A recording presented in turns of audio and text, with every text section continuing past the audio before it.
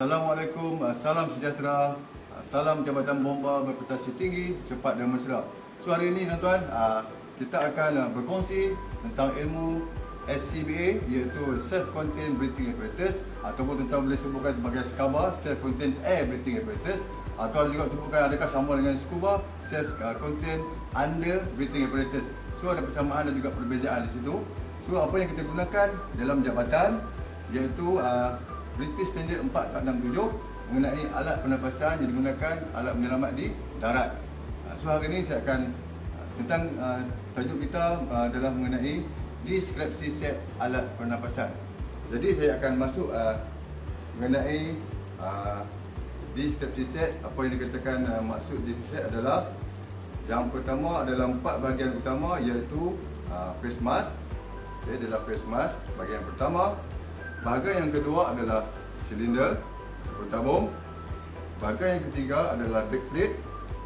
Bahagian yang keempat adalah retard ataupun kita panggil dia pneumatic system. Okey, so kita pergi pada bahagian yang pertama dulu iaitu bahagian face mask. Okey, face mask direka khas adalah untuk melindungi bahagian muka dan juga pernafasan pada pemakai. Jadi pada face mask yang saya pegang ini adalah model dia adalah jenis FPS 7000, di mana adalah face mask yang paling baru yang dibeli oleh jabatan untuk kegunaan anggota-anggota di balan. Jadi apa yang terbaru mengenai face mask ini adalah mengenai visionnya. Okay, vision boleh melihat 180 darjah berbanding face mask yang lama iaitu panorama nova yang anda terhad sedikit kita punya penglihatan. So di sini face mask ini terdapat beberapa bahagian yang perlu tuan-tuan tahu. Okey, kita pergi pada satu persatu, iaitu yang pertama adalah bahagian visor. Okey, visor ini dibuat daripada polikarbonat. Okey, polikarbonat maknanya polikarbonat ini ketahanannya apabila terkena pada flash fire, contohnya kita pergi memadam kebakaran yang tak diduga. Okay, kebakaran melibatkan 1000 darjah Celsius, tetapi dia berbentuk flash fire saja. Apabila terkenal kepada bahagian muka ataupun bahagian mask, face mask ini, so dapat lagi menahan ataupun melindungi bahagian permukaan muka penyelamat tersebut. So yang bahagian yang kedua adalah bahagian visor clamp. Okay, visor clamp ni adalah tujuannya untuk memegang visor tersebut. Okay, kemudian kita pergi lagi di bahagian hadapan iaitu front point assembly. Okay, front point assembly di mana yang ini adalah berfungsi sebagai exhalation valve, non-return valve, iaitu fungsi udara daripada luar tidak boleh masuk ke dalam, hanya kita akan hembus sebagai saluran untuk membuang karbon dioksida yang kita hembus tadi keluar melalui di hadapan front fitting assembly ini. Okey, apa yang ada dalam ini kita boleh juga melihat fungsinya dalam ini adalah ini sahaja yang terdapat di dalam bahagian front point assembly. Apa yang dikatakan exhalation valve, iaitu inilah valve-nya. Okey. Okey, yang tuan-tuan nampak warna biru ini adalah dia punya main diaphragm. Yang ini adalah untuk membuka dan juga tutup apabila kita hembus dan juga kita tidak hembus.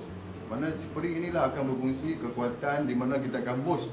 Okay, kita akan hembus, kekuatan spring tersebut akan menolak dan main diaphragm tersebut akan membuka untuk membuang udara yang kita hembus tadi melalui saluran di kawasan sini. Okey. Kemudian kita pergi di bahagian belakang. Okey, tadi bahagian depan, ini bahagian belakang. Okey, bahagian sini adalah head harness. Dulu kalau panorama nova dia hanya simple, okey, tetapi penambahbaikan yang dilakukan oleh FPS 7000 dia membuat full head harness. Okay. Yang pertama di bahagian bawah kita panggil sebagai lower, middle dan juga upper. Okay, pastikan apabila kita memakai head harness ini, apabila kita nak kunci head harness ini, pastikan kita kunci di bahagian lower terlebih dahulu. Kerana bahagian lower dia juga bersangkut paut. Kalau kita silap kita kunci di bahagian atas dahulu, bahagian dagu ataupun chain tu kita ni dia tak akan masuk dalam bahagian sini. Yang tuan nampak ini, dia perlu masuk, letaknya kita punya dagu akan letak di bahagian sini dahulu. Okey. Okey, kemudian kita pergi kepada bahagian neck strap. Okey, neck strap fungsinya adalah untuk membawa atau menggantung face mask apabila kita dalam keadaan bersedia. Mana mood standby, kita boleh gantung dulu kat leher. Okey. Kemudian kita pergi di bahagian inner mask. Okey, inner mask terdapat dalam ini. Okey, fungsi inner mask. Fungsi inner mask ini adalah sebagai mengelakkan berlakunya kabus apabila kita menghembus di dalam face mask. Kalaulah benda ini bocor ataupun flip valve, kita panggil flip valve yang macam tuan nampak di sini, kalau benda ni hilang ataupun dia bocor, tuan-tuan akan nampak jelas bila tuan hembus udara yang panas tuan keluarkan tadi, dia akan jadi kelabu di bahagian dalam face mask. So penglihatan tuan-tuan akan terganggu apabila tuan-tuan menjalankan operasi. Okey, kemudian warna yang tuan-tuan nampak kerum ni, ini adalah space transmit diaphragm. Yang ini adalah untuk fungsinya adalah untuk menapis ataupun menjelaskan lagi apabila kita melakukan komunikasi di antara satu sama lain, sama ada kita berkomunikasi secara direct ataupun dekat dengan body, ataupun kita berkomunikasi menggunakan gun. Okey. Kemudian bahagian sini adalah bahagian auto mask. Yang ini, yang di dalam satu lagi adalah air cushion. Okey, air cushion ini berfungsi sebagai untuk melekapkan muka kita dengan bahagian auto mask. Sekiranya bahagian sini tidak ketat ataupun longgar ataupun kita pakai sengit dan sebagainya, so permukaan-permukaan yang terdapatnya longgar tadi, bila kita lakukan pergerakan yang agak agresif, dia akan terus bocor. Okey. Dan seterusnya kita akan pergi kepada bahagian yang kedua, iaitu bahagian silinder atau bahagian tabung. Okey, yang pertama, bahagian-bahagian tabung terdapat dua bahagian saja. Yang pertama adalah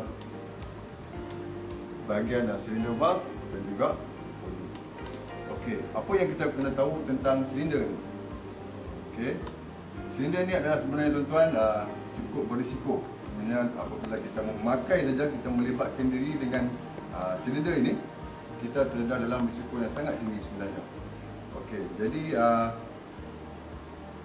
kita kena tahu apakah kelemahan dan kebaikan yang ada pada tabung ini untuk kita apabila kita memakai.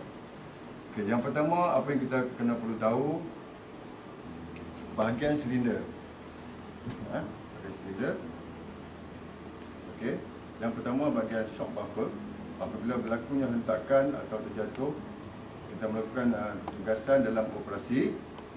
So ini dia akan absorb untuk cover bahagian leher sini. So yang ini tuan-tuan bukanlah di welding dan sebagainya. Dia hanya menggunakan skru top end saja. Dia akan kena tap. Contoh macam itulah. So tak ada gam dan sebagainya. Dia hanya mengunci kekuatan menggunakan top end. So bahagian yang ketiga adalah bahagian sini outlet untuk menghirup udara.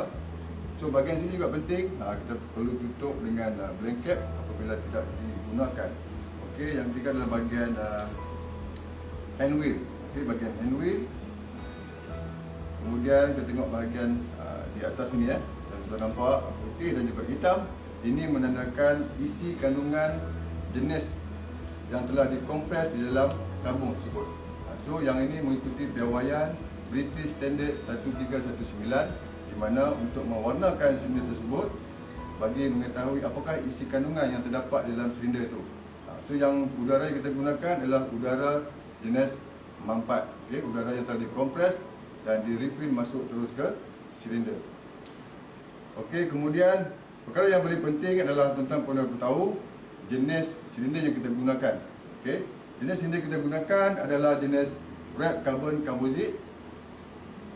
Okey, so maklumat-maklumat yang kita perlu boleh ambil tahu adalah di bahagian surat beranak.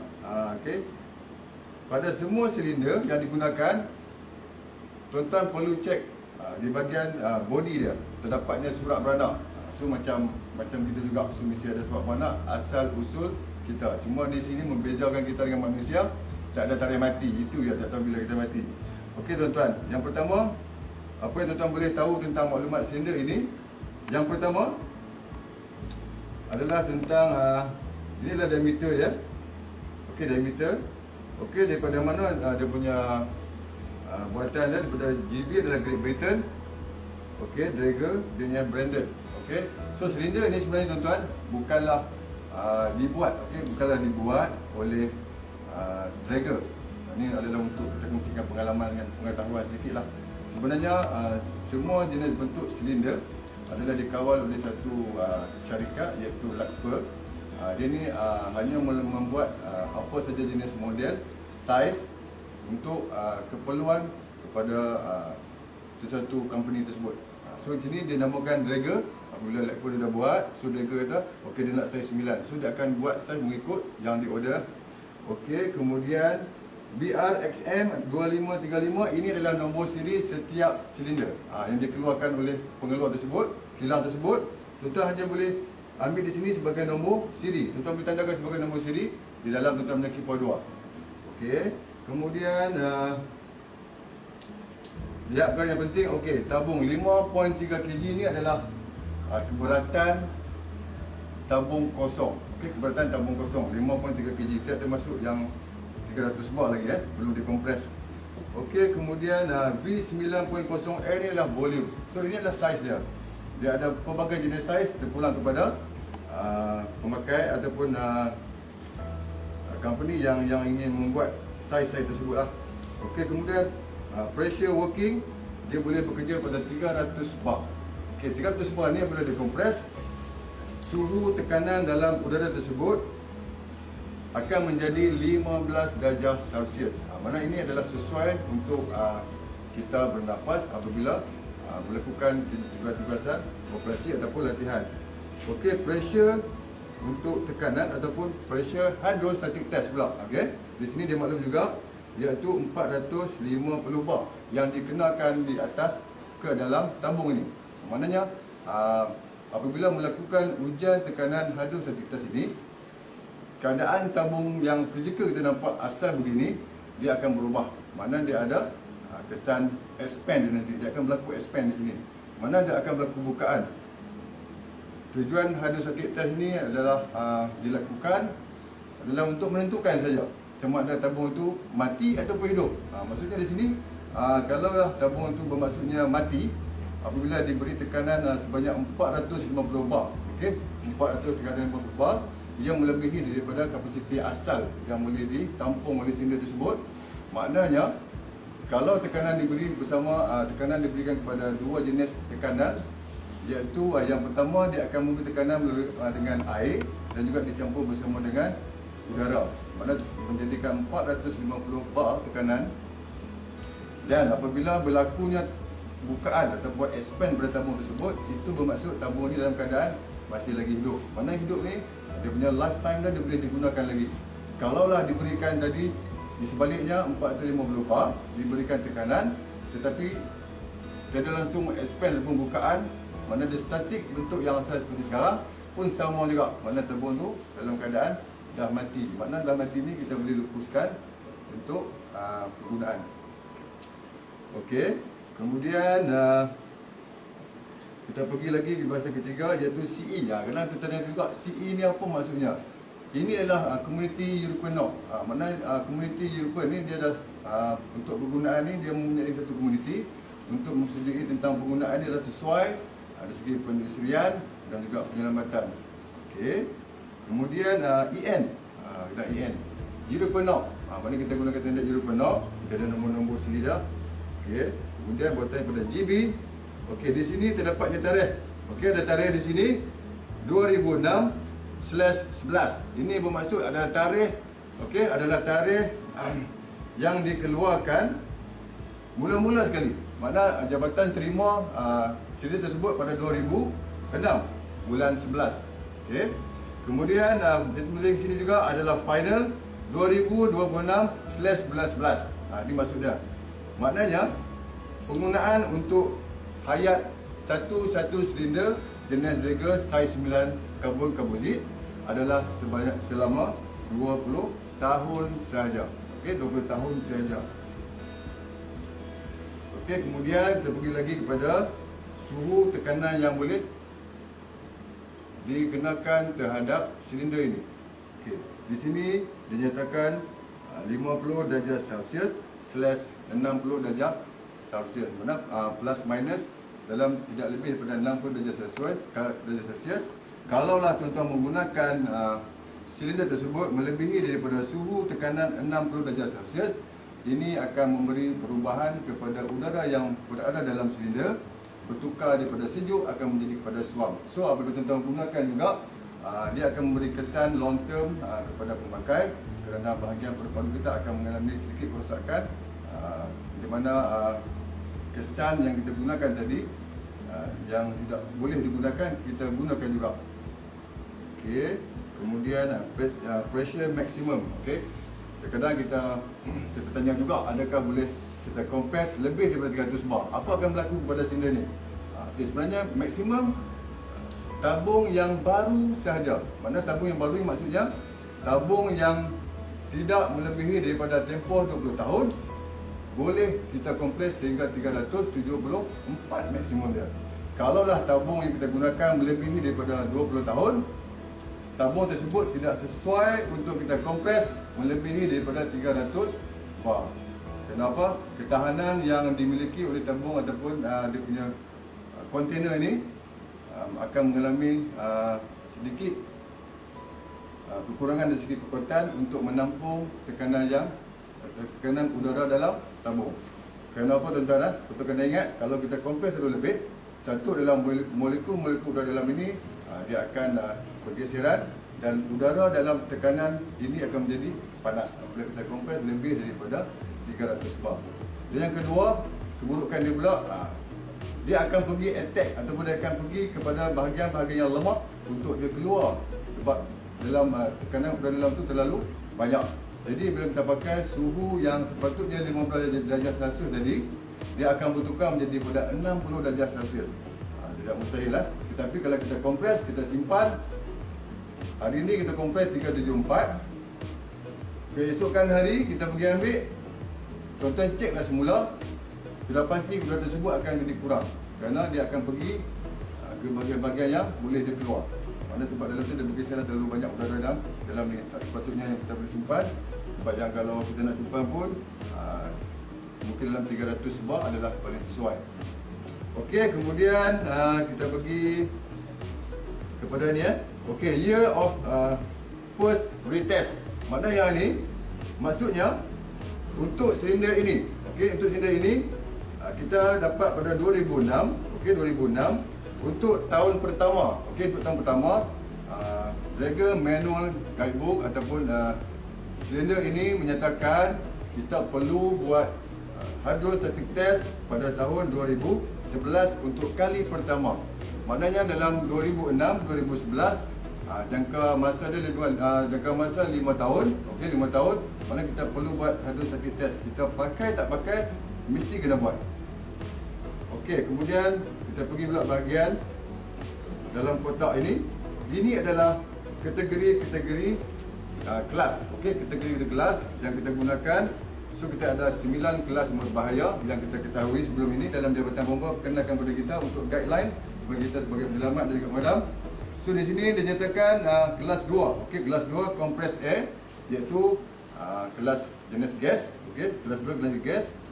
UN number 1002. Okey, kemudian bahagian kotak yang kedua ini dia hanya menyatakan sekiranya tabung ini damage. Okey, tabung ini berlaku sedikit ataupun kerosakan, okey, yang boleh mengakibatkan kemerbahayaan. Okey, kemerbahayaan kepada pemakai, so dia tak benarkan kita kompres. Maknanya kita boleh asingkan tabung tersebut untuk tujuan pemeriksaan dan selanjutnya dihantar kepada pembekal bagi membuat proses-proses perbaikan. Okey, kemudian kita melihat juga di tabung sini. Okey, bahagian surat bonok okey dah habis cerita. Okey, kemudian kita boleh lihat di segi body dia. Okey, tuan-tuan nampak di sini. Apabila tabung ini di wrap, okey, di wrap, dia menggunakan kabel zip, maksudnya kita dapat lapisan yang terakhir Okey, nampak satu line terakhir. Ini adalah pengenalan kepada kita the wrap yang terakhir. Mana dia lilitan yang berlaku, dia akan lilit tabung tu. Okey, dia akan lilit tabung tu. Inilah kesan yang terakhir. Dia akan matikan di sini bersama resin tu. Mana inilah bahagian last yang terakhir kita nampak line ni. Okey, kemudian di bahagian bawah silinder. Okey. Kadang-kadang kita ada tanya kenapa tabung tak boleh bawa macam ni. Okey, tak boleh bawa macam ini. Okey, tak boleh bawa mengepit macam ni. Pada logik akal, keselesaan tu memang ada. Apa kita bawa macam ni. Macam kita bawa bos. Memang selesa kita pikul macam ni. Tapi silinder ini tak digunakan. Okey, tak digunakan. Bila tak digunakan, SOP tak digunakan. Kenapa? Okey, apabila kalau kita tersaduk atau terjatuh, kita membawa dalam keadaan begini. Okey. Di mana bahagian silinder valve ini okey akan terjatuh dahulu, dia akan mematahkan terus bahagian leher. Okey, bahagian leher ni. So yang ni agak sensitif tuan-tuan. Kadang-kadang kita tak perasan adakah rekahan cat yang berlaku di sini ataupun rekahan di bahagian dalam silinder tersebut yang dah tetap. So kita kena pastikan dan ya. Okey, so bagaimana cara kita nak bawa yang betul? Okey. Just kita masukkan jari begini dan angkat saja. Ini cara yang betul. Sekiranya jatuh. Okey, jatuh. Tak ada masalah tuan-tuan.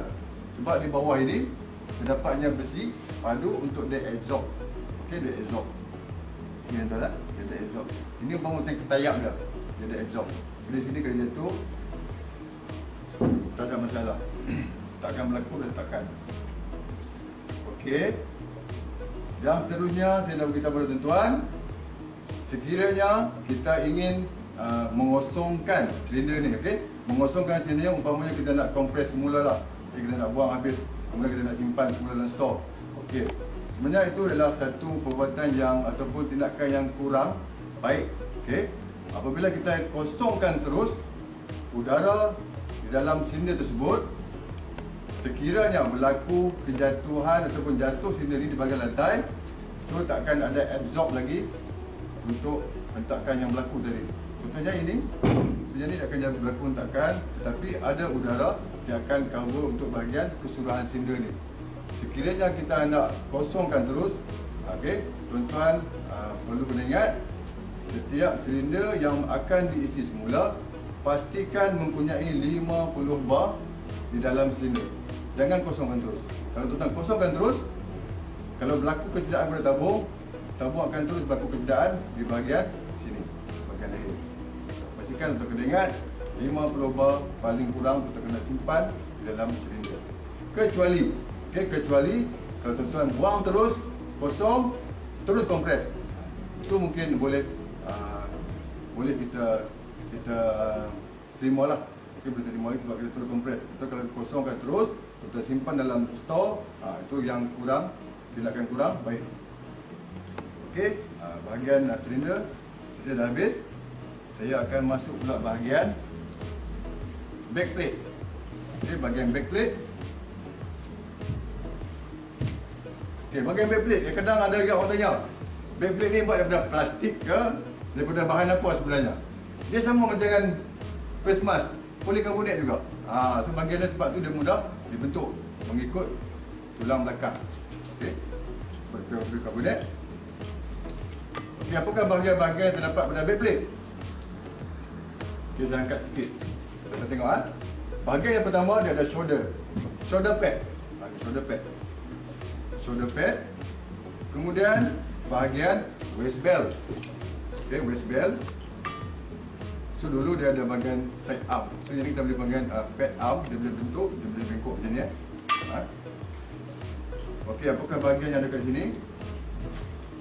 Sebelum dan selepas penggunaan, dia ada buckle untuk kita riliskan bahagian shoulder.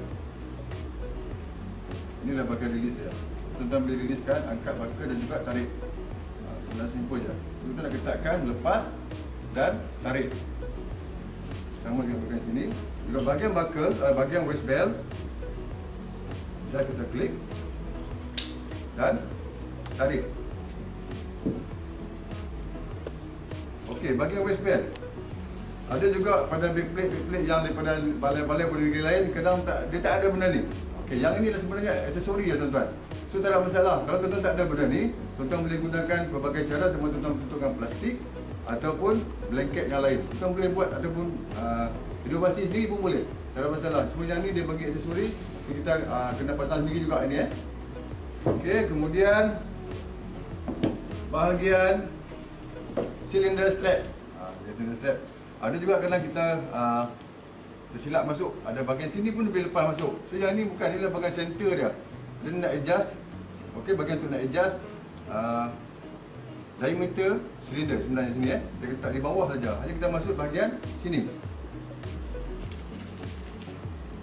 Okey, dan bahagian cylinder strap kebanyakan kita confuse kadang-kadang bahagian kita nak kunci di sini. Ada yang tercabut. Okey, ada yang tercabut tapi bila nak pasang semula tu agak kadang tak jadi, kadang jadi. Hari ni pasang jadi, besok pasang tak jadi. So saya bagi tip kat tuan-tuan di sini. Okey, saya bagi tip kat tuan-tuan di sini. Mudah saja. Okey, saya buka semula. Okey, saya buka semula. Yang pertama tuan-tuan masuk ground floor. Okey, dia ada 3. 1, 2, 3 dan 4 ya. Tuan-tuan masuk ground floor. Pergi tingkat 2. Ground floor masuk tingkat 2. Ini saya bagi sebagai tip lah supaya tuan-tuan ingat. Masuk tingkat 2, tuan-tuan keluar tingkat 1.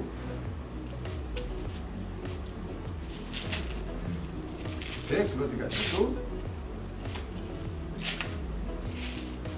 Terus tarik dan kemaskan di bahagian tingkat, pergi ke tingkat 3. Siap. Ini cara restoran lah. Untuk pastikan cara untuk nak masukkan bahagian buckle, bahagian lock dia. Okey, terus selesai di bahagian backplate. So bahagian yang keempat, okey, bahagian keempat iaitu bahagian pneumatic system ataupun litar agihan udara. Okey, bahagian yang pertama dan tuan-tuan dah belajar daripada dulu dipanggil sebagai BA mandatory. Okey, BA mandatory. Okey, dia ada panggil first stage dan juga second stage. Okey, maksudnya sama tuan-tuan, maksudnya sama. Okey, first stage adalah bahagian sini. Okey, bahagian sini di mana bahagian yang terdapatnya reducer dia akan mereducekan tekanan. Itu maksudnya second stage. First stage. Dia akan mereducekan tekanan daripada silinder 300 bar, okey, 300 bar akan berkurangan apabila masuk di bahagian reducer menjadi 6.5 dan juga 9.5 bar. Okey, tekanan akan turun. Kemudian dia akan agihkan kepada 3 hose. Nampak 3 hose di sini Ada yang ada 2 hose, ada yang ada 3 hose. Maknanya di sini tuan-tuan, maksud saya 3 hose, ada yang ada bahagian RSM, ada yang tak ada bahagian RSM. So yang ni RSM ni adalah aksesori juga. Ada big yang tak dipasang, ada big yang dipasang. Tetapi sekarang jabatan dah memasang semua BA yang baru mempunyai RSM. Kerana ini penting operasi yang melibatkan bersama airline equipment dan juga operasi melibatkan pemakaian CPS. Okey tuan-tuan, apakah fungsi agihan tadi? Kemana dia pergi? Kita tengok yang pertama. Dia akan terus pergi ke bahagian high pressure hose, iaitu bahagian gauge. Ini adalah bacaan terus daripada silinder. Sekiranya terdapat 300 bar di sini, bacaan akan terus menunjukkan 300 bar juga di sini. Ini betul-betul ini adalah high pressure hose. Yang kedua, dia akan agihkan pula ke bahagian medium pressure hose. Okey, medium pressure hose iaitu bahagian demand valve. Okey, bahagian demand valve ini adalah second stage. Okey, second stage. Second stage ni dia akan menurunkan lagi ataupun dia akan mengurangkan lagi tekanan sebanyak 1 hingga 3 bar. Okey, 1 hingga 3 bar. Okey, kemudian bahagian yang ketiga, dia akan pergi ke bahagian rescue second mask. Okey, rescue second mask ni. Okey, tuan-tuan nampak ni. Bahagian aksesori sini. Yang ini boleh digunakan yang saya cakap tadi bersama airline equipment dan juga pemakaian CPS. Okey. selesai bahagian pneumatic system. Di akhir pembelajaran kita pada hari ini, saya akan tinggalkan 3 soalan pada tuan-tuan untuk tuan-tuan dapatkan jawapan tersebut. Yang pertama, mengenai face mask. Berapakah tekanan udara yang terdapat di dalam face mask? Okey, yang pertama. Yang kedua, bahagian silinder ataupun tabung. Apakah tanda yang perlu dikenal pasti apabila selepas membuat hydrostatic test? Yang ketiga, berapakah tekanan udara yang dikenakan kepada whistle untuk ia berbunyi? So, saya berharap tuan-tuan carilah jawapan ketiga soalan tadi yang saya tanyakan bersama dengan rakan-rakan tuan-tuan, dan kita akan berjumpa di lain part, di subjek yang lain. So, sekian. Assalamualaikum warahmatullahi taala wabarakatuh. Training to work excellent.